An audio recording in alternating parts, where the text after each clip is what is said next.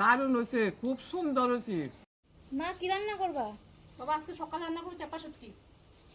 এই আলু বেগুন দিয়ে, এই যে পেঁয়াজ রসুন দিয়ে আমি হচ্ছে চাপা শুটকি রান্না করবো। চাপা শুটকি চাপা দিয়েছে, আচ্ছা আলু বেগুনে চচ্চড়ি রান্না করবো। এই যে চাপা মাছটা ভালো করে ধুয়ে নিয়ে আসি, ধুয়ে এখন সোমবার দেবো কালো জিরা শুকনো লঙ্কা, তার উপরে দিয়ে দেবো আমি হচ্ছে এই চাপা মাছটা। এই চাপা মাছটা তেলে দিলেই গলে দেবে।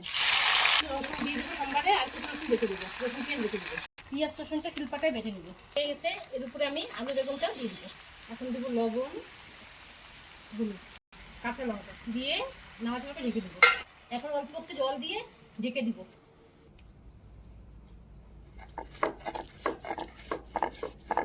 এখন আমার আলু বেগুনটা ভাজা হয়ে গেছে, আমি এর উপরে দিয়ে দেবো পেঁয়াজ রসুন ভাজা। এখন দেবো লঙ্কা গুঁড়ো। চাপা মাছটা রান্না করা হয়ে গেছে, আমি এখন নামিয়ে দিব।